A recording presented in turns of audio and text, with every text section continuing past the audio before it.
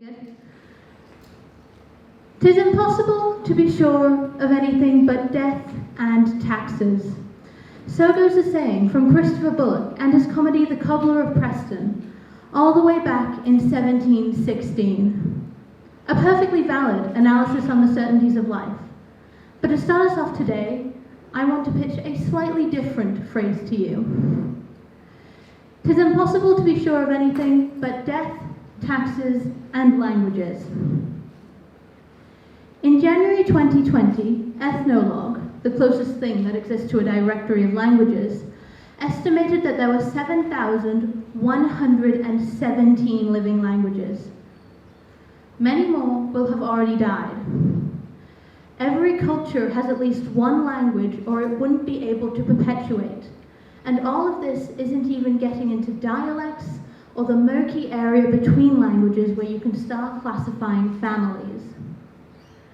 We are capable of creating complex and nuanced means of communication, time and time again. And the languages that we do have are constantly adapting to our needs. The form a language takes, for example, we have spoken, written, and signed as some of our most common, that changes. But the fact that we use languages remains constant.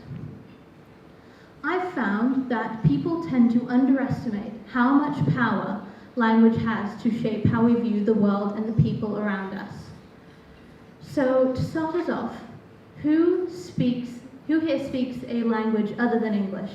Show of hands. That is a really impressive turnout. Now, I have a question for you.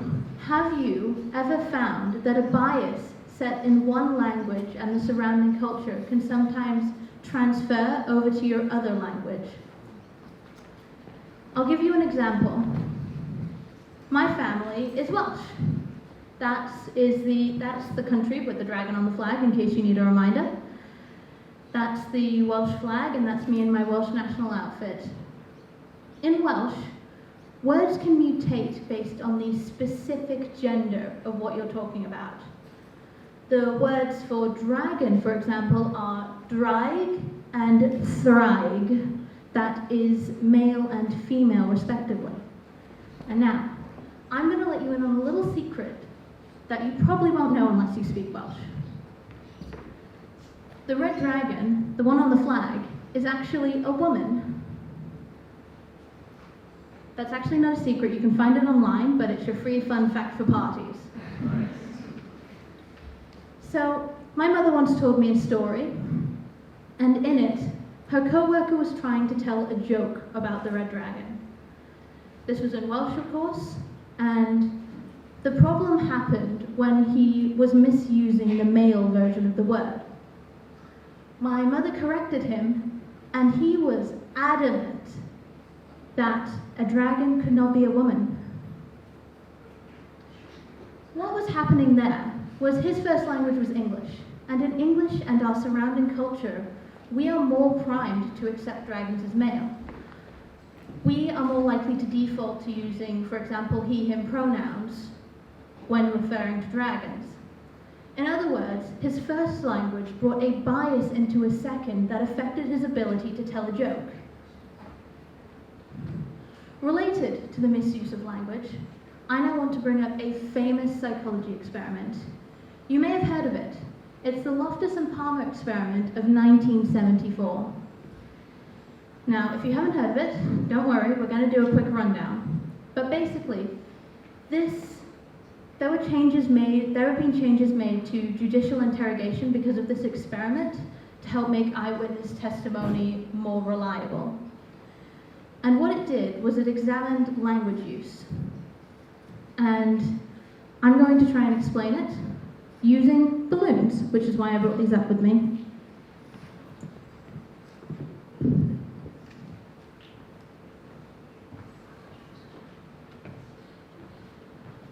And I want you to watch what I'm going to do now.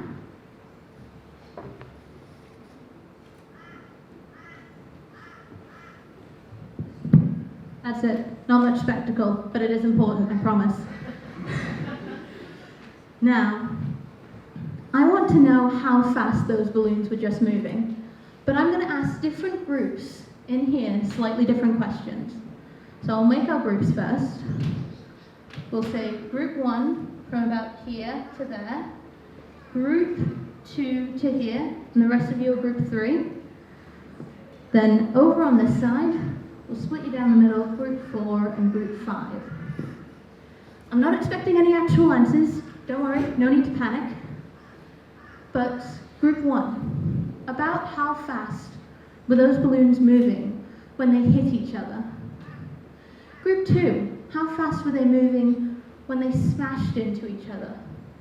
Group 3, what about when they collided? Group 4 and 5, what about when they contacted or bumped, respectively? You may not think that these little word changes would affect your answer, but you'd have to think again. Substitute the balloons for cars, and you have, give or take, the Loftus and Palmer experiment. These are the average speeds each group from the actual experiment gave. I'll save you some maths and tell you that that is a difference of 8.7 miles per hour between smashed and contacted. All of those people saw the same car crash, just like everyone here saw the same balloon crash. That difference was generated purely by language. Language is powerful and complex, and yes, it does have the ability to shape how we view the people and the world around us. That's why after this experiment and others like it, there were changes made to interrogation to make it harder for interrogators to misuse language to get the answers they wanted to hear. Now, both of these stories are linked back to misuse. Yes, they are wildly different scales. There's a big difference between an office joke and a court case. However, they do make it very clear that casual misuse of language occurs a lot in everyday life. I have another example that is very close to my heart. Earlier this year, I was invited to participate in an after-school journalism course.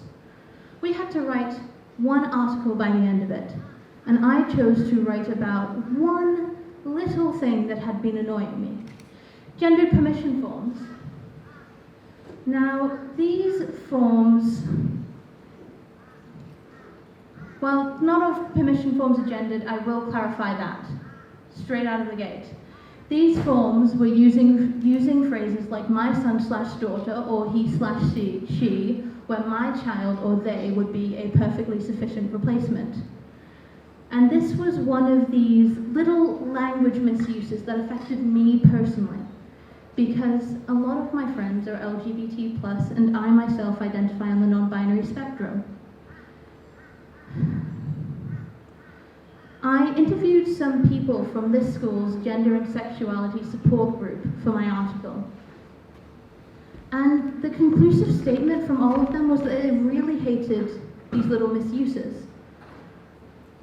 There was something quite sad about it, because these were great people dealing with issues like isolation and everyday exclusion. They were fantastic to talk to, incredibly resilient, and very funny. But what they were talking about was sad, plain and simple.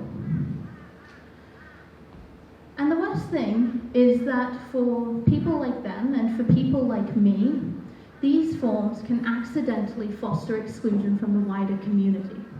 This exclusion normally isn't intentional.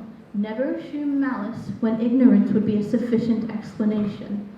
However, that does not change the fact that consistently seeing your demographic excluded from something so basic and everyday hurts in a way that very few other things do.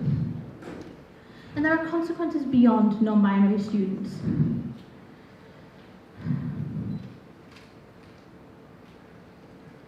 Non-binary students get no casual representation, and this could, in turn, lead to people who misuse language by refusing to use they as a preferred pronoun later in life, because there has not been this exposure. That begs the question, how can we expect genuine and meaningful change in how we view certain demographics when things that everyone is exposed to sets a default that we know isn't true anymore. They set a false expectation. Think of the phrase man up as another example. This one doesn't affect me personally, of course, but it's supposed to be about embracing masculinity and becoming better, but it honestly falls short. All it does is create an environment where men find it harder to have meaningful emotional relationships with their fellow men, romantic or platonic. And for everyone else who hears it, it's the same as the forms. It sets a false expectation. To me, these phrases, these little misuses, these forms, they're all linked back to one big mess of issues about misuse of language, about diversity, about inclusion. And again, there is that question, how can we expect meaningful change in how we see certain demographics when we misuse language so casually?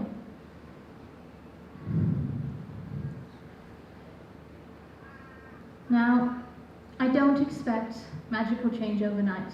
I'm reasonable.